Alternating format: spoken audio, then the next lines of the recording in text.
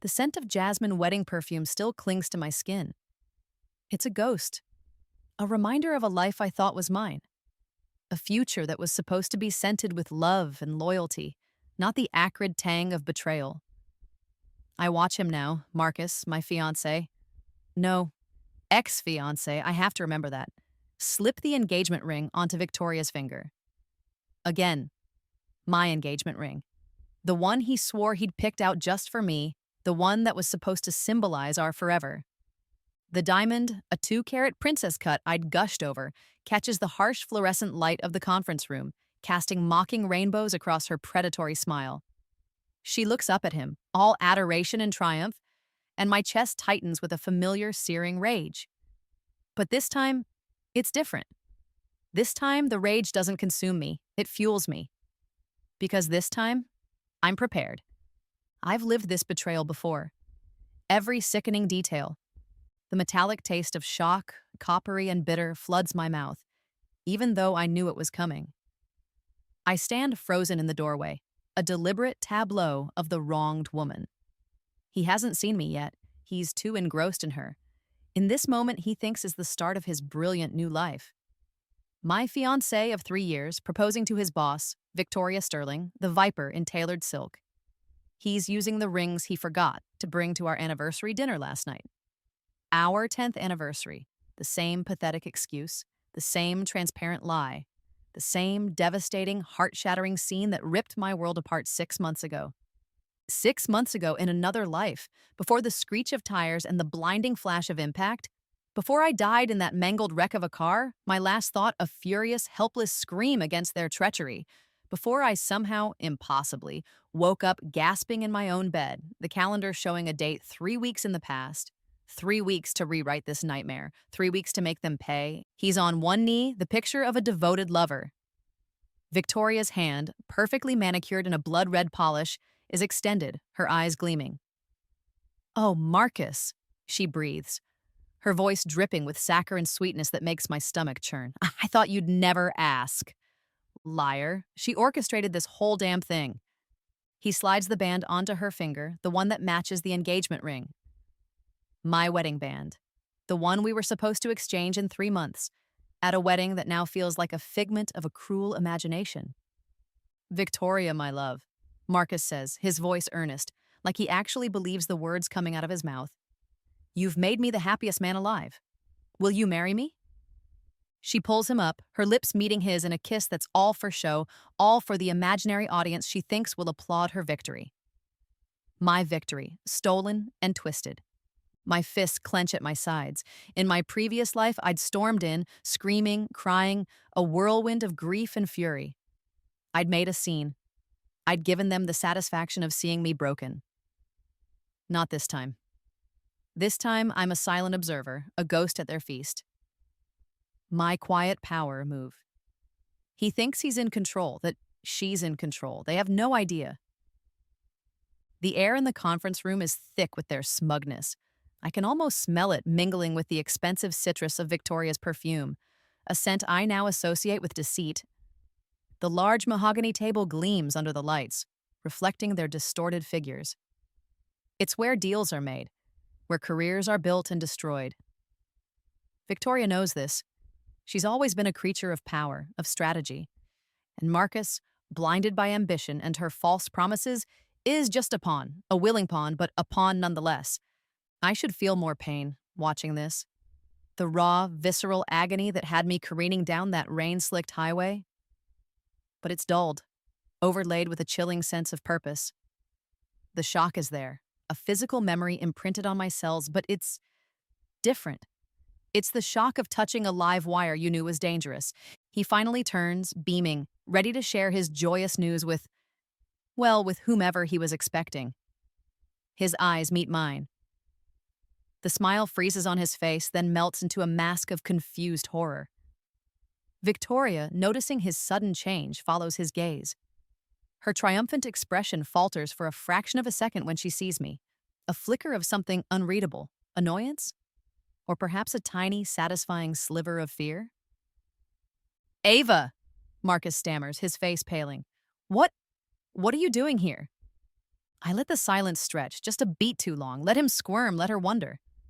How will I use this foreknowledge? Oh, I have plans. The game has just been reset, and this time I know all the moves. I even know how it ends, or at least how it did end. This time, the ending will be of my own making.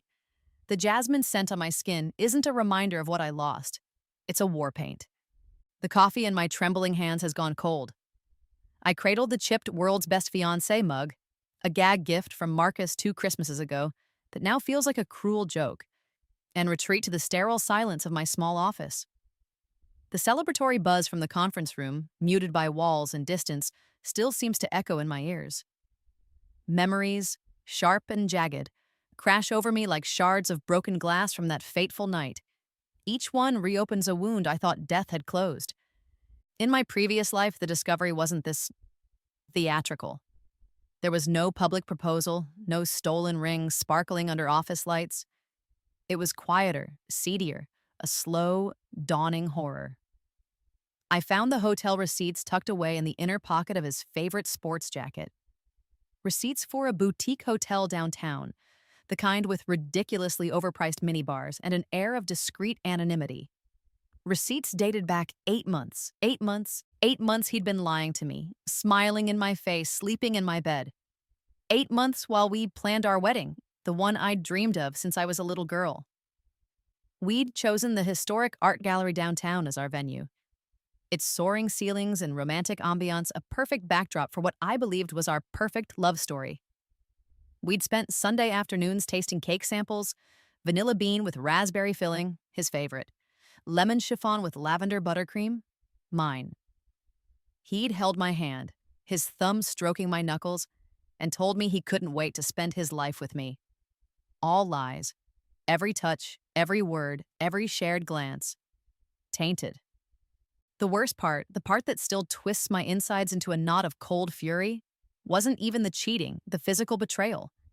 It was the insidious, calculated manipulation orchestrated by Victoria. I'd pieced it together later after the initial shock wore off, replaced by a detective's obsession to understand why. Victoria, with her ambition that knew no bounds, had convinced Marcus to delay our official engagement announcement to his colleagues. "It's better for your career, darling." I could almost hear her purring in his ear. "Wait until after the Q3 reports. Make a bigger splash." Then it was postponing the wedding date. "Just by a few months," he'd said, echoing her carefully crafted excuses. "This new project Victoria's put me on is huge. It could mean a directorship. Think of the future we could build, Ava." He'd sold it to me as a sacrifice for us. In reality, it was all part of her strategy to slowly, meticulously distance him from me, to erase me from the equation while she positioned herself as the perfect corporate wife, the asset he needed to climb the ladder. She'd played us both like pieces on her personal chessboard, and I'd been too blind, too trusting, too in love to see it. I remember the rage that night, the night I found the receipts. It was a wild, uncontrollable inferno. I'd confronted them at a company dinner I wasn't supposed to be at, a charity gala Victoria had forgotten, to give Marcus an invitation for me. The look on their faces when I slammed the receipts down on the table, the wine in my glass sloshing over the crisp white linen priceless. But my fury made me reckless. Words were exchanged, ugly, unforgivable words. I'd stormed out, Marcus's panicked apologies chasing me into the rain-swept street. The car accident happened 2 hours later. 2 hours of driving aimlessly, tears blurring the slick roads, his betrayal a raw, gaping wound in my chest. Was it an accident? Or did the consuming despair make my foot press a little too hard on the accelerator, my hands a little too loose on the wheel? I'll never know, but this time there will be no reckless confrontations, no screaming matches, no tears wasted on a man who was never truly mine. This time, I understand the full scope of Victoria's manipulation. I see the strings she pulled, the carefully laid traps. And I see Marcus, not as the love of my life, but as a weak, ambitious fool she so easily corrupted. My trembling stops. The cold coffee is a grounding sensation. My grief is still there, a dull ache beneath the surface, but it's overshadowed by a cold, clear resolve. I'm not just here to prevent my own heartbreak or even my own death. I'm here to dismantle Victoria Sterling's empire of lies, piece by painstaking piece, and I know exactly how to begin. This time, I won't be the naive fool, the heartbroken fiancé stumbling blindly into their meticulously laid trap. No, this time I'm the puppeteer, not the puppet. I unlock my phone, my fingers surprisingly steady, and start documenting everything. The timestamp of their little conference room rendezvous. The way Victoria's hand lingers a moment too long on Marcus's shoulder as they leave. Her expression a carefully constructed mask of professional concern for the interruption I caused. These snapshots, these tiny details, they're all pieces of a puzzle I already know how to solve. The leather portfolio on my desk, usually filled with marketing proposals, creaks as I flip it open. Today it will hold the beginnings of my counterplan. But a queen, even a vengeful one, needs her allies. And I know exactly where to find mine. In my past life, consumed by my own pain and a desperate, foolish hope that Marcus would somehow come to his senses, I'd ignored the subtle warnings, the hesitant outreach from someone who'd seen Victoria's machinations up close. Not this time. The elevator hums a quiet descent as I leave my floor, my sensible heels clicking against the polished marble, with a newfound confidence I don't entirely feel, but project with all the conviction of a seasoned actress. My destination? The legal department, a hive of meticulous minds and carefully worded contracts. Sarah Chen sits at her desk, a fortress of files surrounding her, her dark hair pulled back in a severe ponytail that means business. She's reviewing contracts, her brow furrowed in concentration. Sarah, Victoria's former protégé, cast aside when she became too perceptive, too principled for Victoria's liking. In my previous life, Sarah had tried to warn me, in her quiet, indirect way. She'd made comments about Victoria's ruthless ambition, her tendency to use people as stepping stones. I'd dismissed it as sour grapes, the bitterness of a fallen favorite. Oh, how wrong I was. I settle into the slightly worn visitor's chair across from her desk. She looks up, her expression carefully neutral, but there's a flicker of surprise in her dark eyes. We weren't exactly friends, more like ships passing in the corporate night. Sarah, I say, my voice even, calm. We need to talk about Victoria's creative interpretation of company policy. Her eyes, sharp and intelligent, narrow slightly. A pen hovers over the document she was reading. Ava, this is unexpected.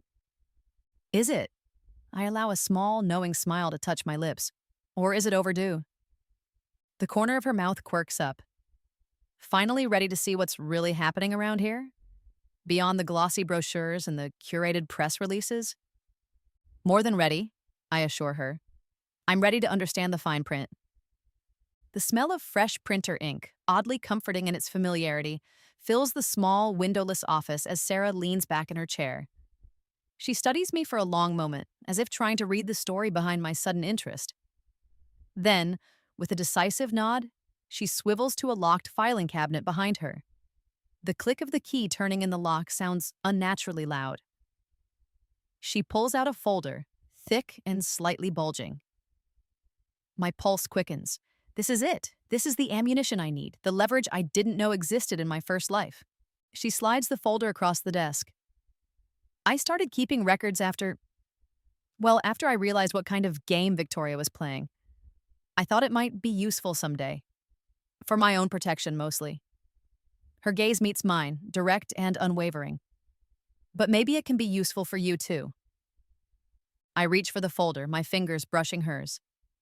A silent understanding passes between us. This isn't just about Marcus anymore. This is about Victoria and the intricate web she spins. Thank you, Sarah, I say, my voice sincere. You have no idea. Oh, I think I might, she replies, a hint of grim satisfaction in her tone.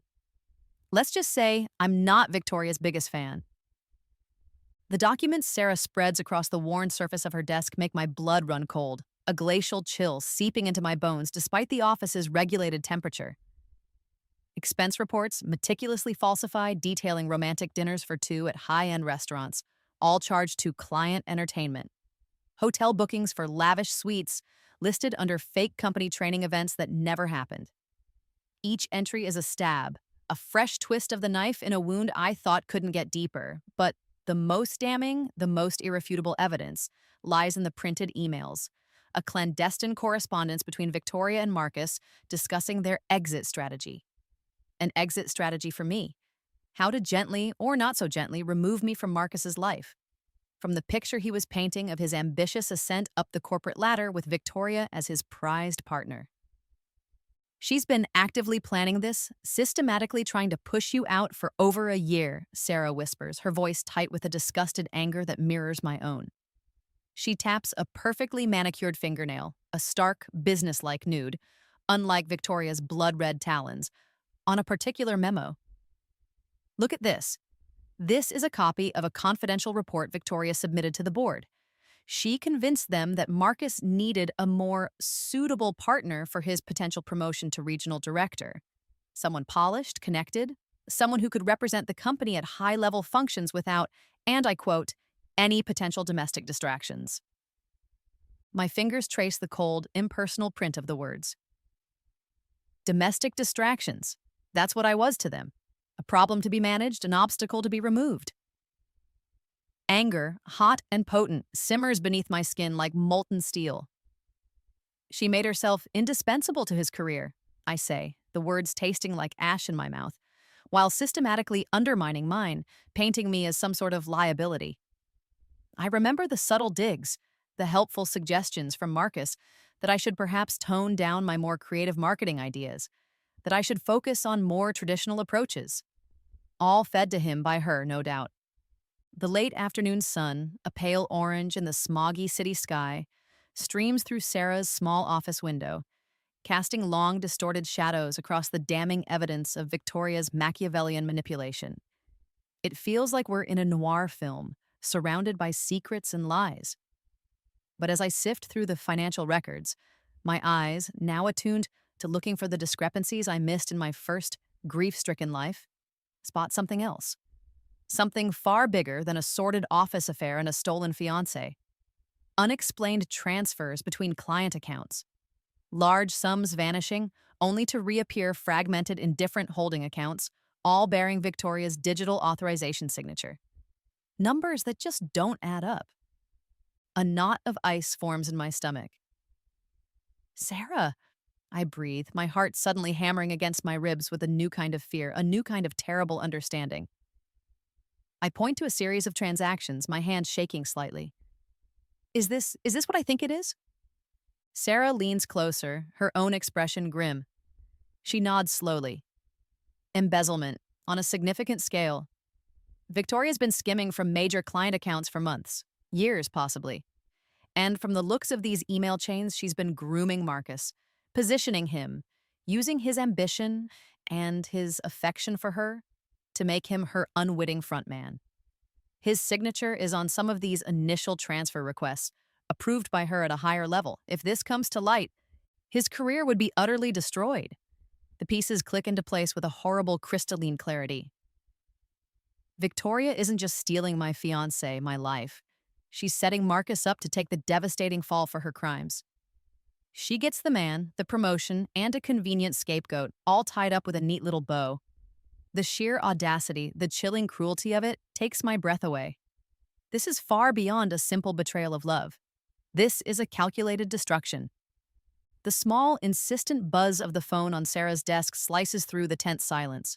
Her face goes pale, a stark contrast to her dark hair, as she reads the message displayed on the small screen.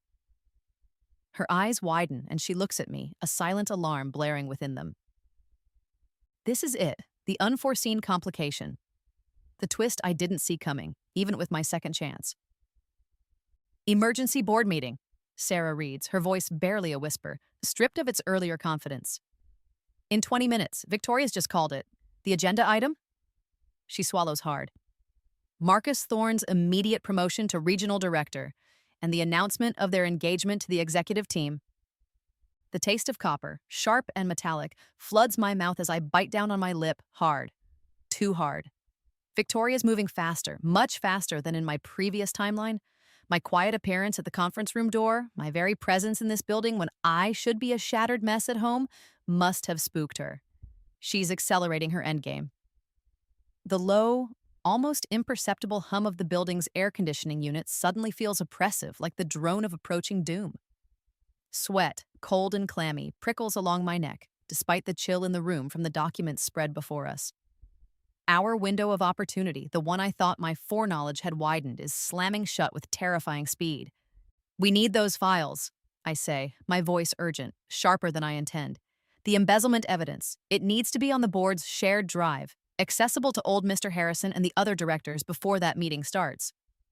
I'm already reaching for Sarah's laptop, my mind racing, calculating the precious seconds.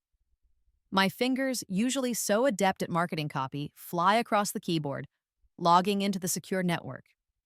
Adrenaline makes me hyper-aware of every click, every whir of the machine, every agonizing tick of the analog clock on Sarah's wall. 10 minutes. We have maybe 10 minutes. The upload progress bar crawls across the screen. Each percentage point is a victory. 10%, 25%.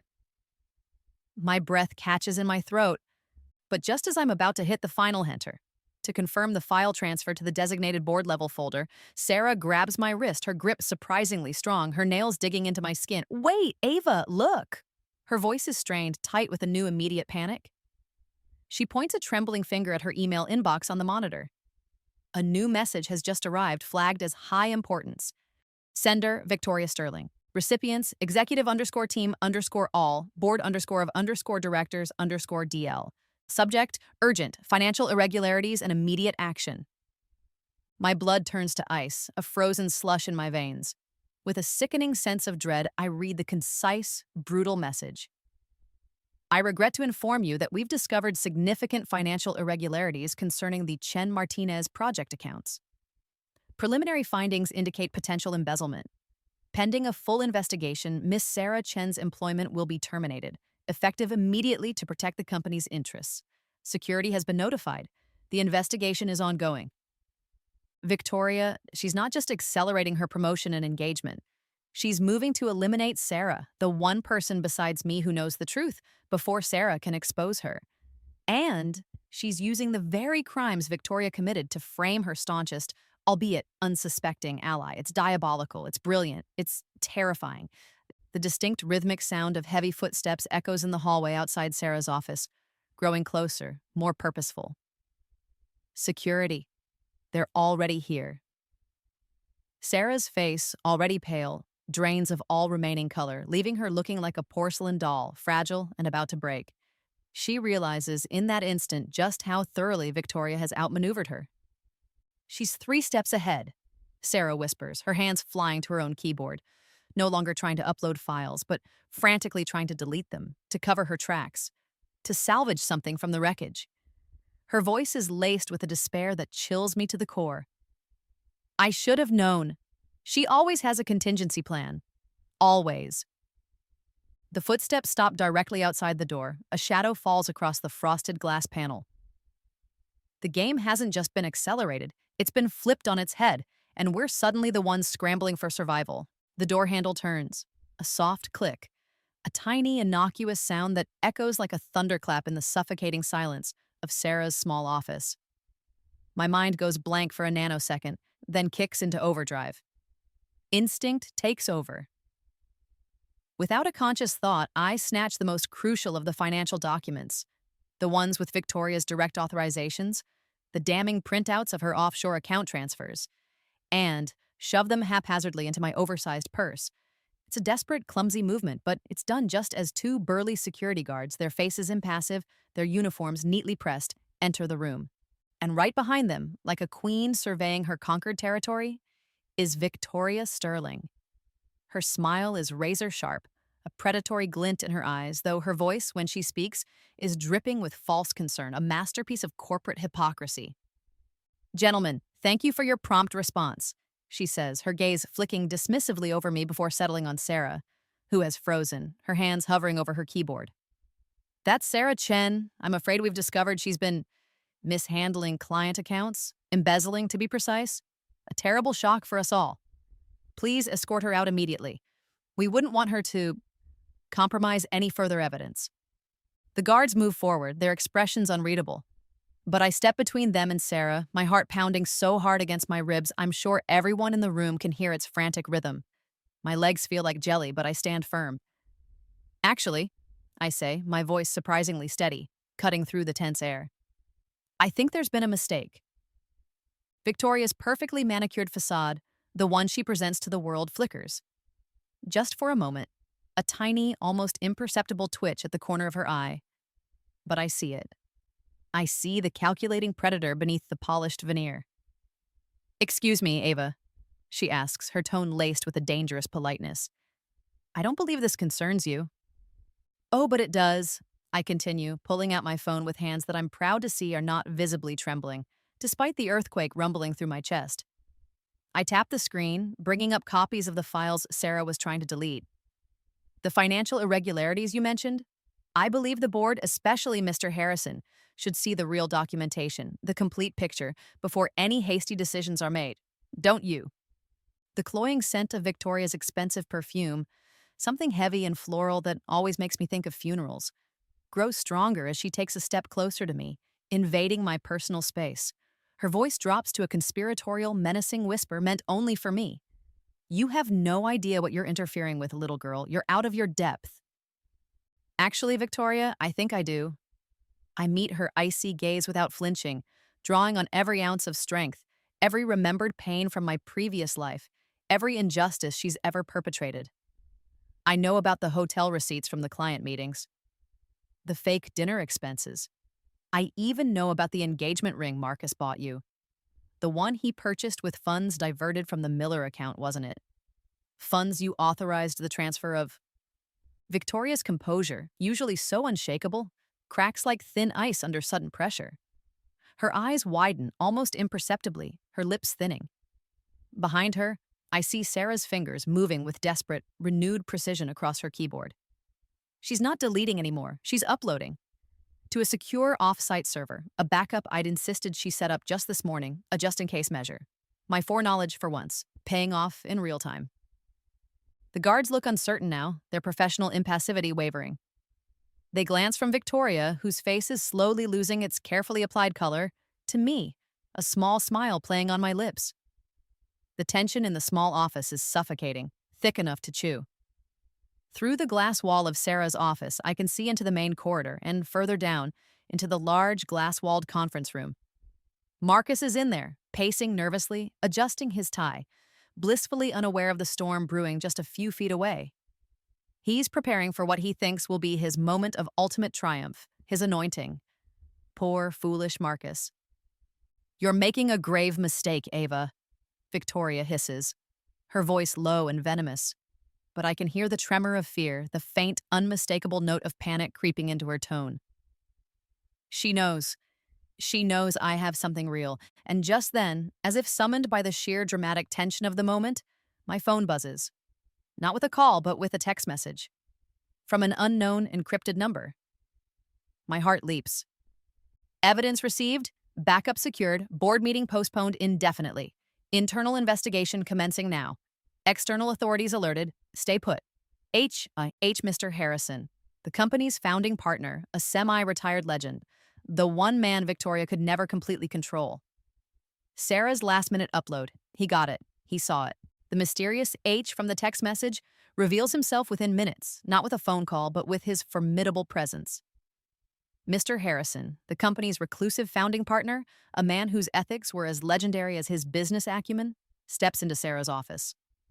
He's not alone.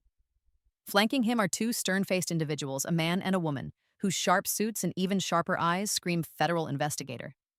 The shock on Victoria's face is a glorious, beautiful thing to behold, almost worth the months of betrayal and heartache I endured in my previous shattered life.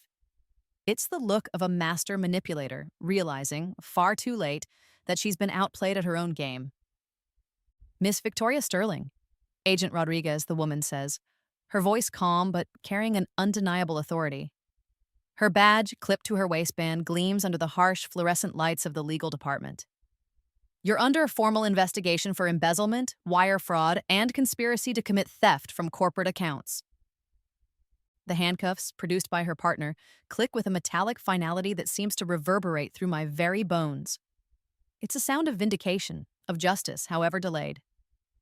Victoria's carefully constructed mask of serene control finally slips, shattering completely, revealing the desperate, cornered animal thrashing beneath her polished, expensive exterior. This is ridiculous, utterly preposterous, she snarls, her voice cracking, losing its cultivated modulation, raw panic edging through. Her eyes dart around the room, searching for an escape, a loophole, an ally. There are none. Marcus. Marcus planned everything. He approached me with the scheme months ago. He was desperate for money, for a promotion. I was merely trying to protect the company from his recklessness. Her desperate, flailing attempt to throw Marcus under the bus is almost pathetic. Through the glass office walls, I watch as two other agents quietly enter the main conference room down the hall. I see Marcus's face, initially beaming as he probably assumes they're there to congratulate him, morph into a mask of utter confusion, then dawning horror as they approach him. The betrayal in his eyes, the sheer incomprehension as they escort him out, also in handcuffs, mirrors exactly what I must have looked like, what I felt in my previous life when I discovered their affair. The irony is a bittersweet, almost cloying taste on my tongue. He's finally experiencing a fraction of the devastation he so carelessly inflicted. The digital evidence, Miss Sterling, tells a rather different story, Agent Rodriguez continues, her tone unwavering. She gestures towards Sarah's laptop where the compiled files, the ones Sarah and I had risked so much to preserve and send, are now presumably being examined by forensic accountants. Your authorization signatures are on every illicit transfer. Your unique access codes were used. The laundered funds were traced to offshore accounts opened under shell corporations, all directly linked back to you.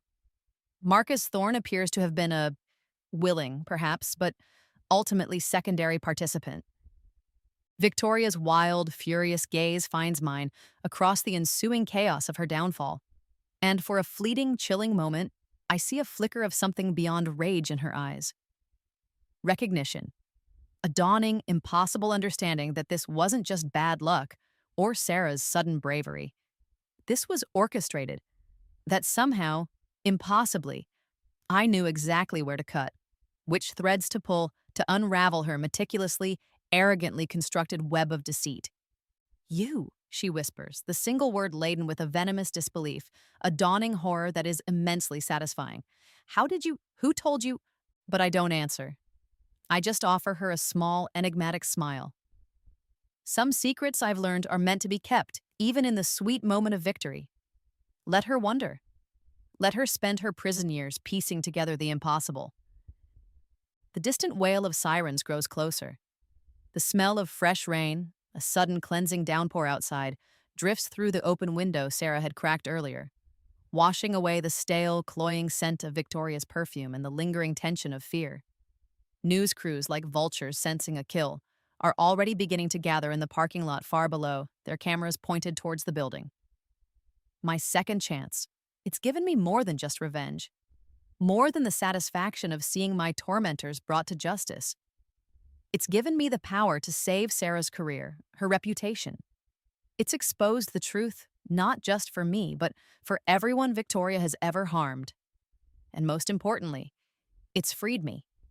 Freed me from a future I never truly wanted, with a man who never truly valued me. 3 months later, I stand in that very same conference room. The large mahogany table still gleams, but everything else has changed. The oppressive fluorescent lights have been replaced with warmer, more inviting fixtures.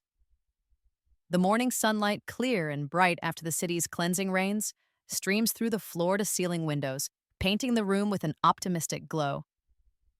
This is where Victoria once slipped my engagement ring onto her finger, a stolen trophy. Today, I address the board of directors not as a victim, but as the company's new interim regional director, the very position Marcus lost, the one Victoria had coveted, when the full extent of their involvement in her embezzlement schemes came to damning light. Sarah Chen sits beside me, not as a disgraced employee, but as my newly appointed deputy director. The trumped-up embezzlement charges against her were dropped the moment the real evidence, our evidence, emerged. The partnership we forged in the crucible of that crisis, built on shared truth and a healthy dose of righteous anger, has evolved into something stronger, deeper, a genuine friendship, a mutual respect that forms the new bedrock of this department.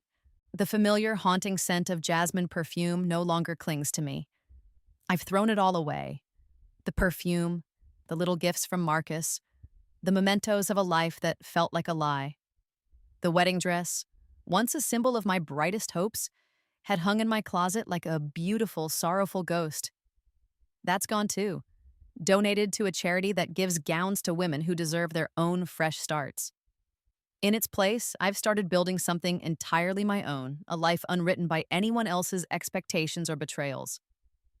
My phone buzzes on the polished table, a discreet vibration. A text message. From Dr. Michael Chen, Sarah's older brother. He's a kind-eyed, unassuming architect I'd bumped into, quite literally, at a bustling coffee shop last week when he'd come to take Sarah out for a celebratory vindication lunch. His message now makes a small, unfamiliar smile touch my lips. Dinner tonight? That little Italian place you mentioned? I promise not to forget the reservation this time. Or the restaurant. Or your name. A small, tentative flutter stirs in my chest. It feels foreign, almost alarming, after so many months of being consumed by a cold, hard knot of anger and betrayal. But it's welcome. Michael's gentle, self-deprecating humor and his genuine, uncomplicated kindness offer a glimpse of something I never had with Marcus, something I'd stopped believing was possible. The possibility of connection without games, affection without hidden agendas, interest without the gnawing fear that I'm just a placeholder, a stepping stone, for someone supposedly better, more advantageous. Through the conference room's expansive windows, I watch a construction crew working diligently on the framework of a new skyscraper across the street. They're building something from the ground up, laying strong foundations designed to stand for decades to weather any storm. The metaphor isn't lost on me. Ready for the quarterly review presentation, Ava? Sarah asks, sliding a sleek, data-filled folder across the mahogany table towards me.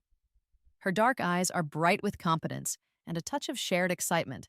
I nod, my confidence no longer a borrowed cloak, but a steady internal warmth.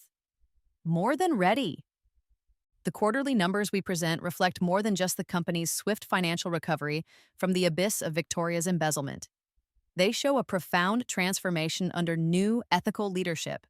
Client trust, shattered by Victoria's greed, has been painstakingly rebuilt through transparent communication, unwavering integrity, and a renewed focus on actual client needs rather than inflated profit margins. Employee morale, once poisoned by Victoria's toxic, cutthroat culture of fear and favoritism, has soared.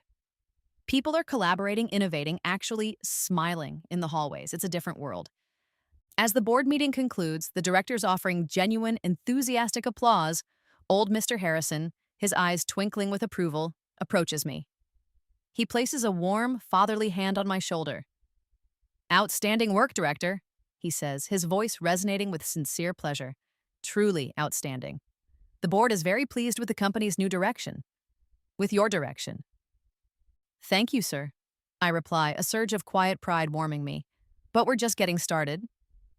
Walking back to my new, larger office, the one that ironically used to be Victoria's, I pass the exact spot in the corridor where I once stood frozen, watching my world crumble around me in that conference room. The memory of that pain feels distant now, faded, like an old photograph. It's a scar, yes, but one that's healed clean and strong, a testament to survival, to resilience. I've learned that second chances aren't about magically getting back what you lost or erasing the past. They're about discovering what you never knew you truly wanted, what you were truly capable of all along. The afternoon sun, mellow and golden, paints intricate patterns across my clean, organized desk as I begin to review the proposals for our new client acquisition program. My future stretches ahead, vast and unwritten, shimmering with a sense of exhilarating possibility. No more betrayals lurking in the shadows. No more carefully constructed lies poisoning the foundations. No more engagement rings conveniently forgotten on purpose. Just the clean, blank slate of tomorrow and the hard-won, precious wisdom to write it better, truer this time. My phone rings and Michael's name, accompanied by a goofy picture he'd insisted I take of him wearing a novelty pair of oversized glasses, flashes on the display. I answer, a genuine warmth infusing my voice, a lightness I haven't felt in what seems like a lifetime. Hello, stranger. His laugh is easy, infectious. Hey, beautiful. Are we still on for tonight? I've managed to snag reservations at that new Italian place downtown you were curious about.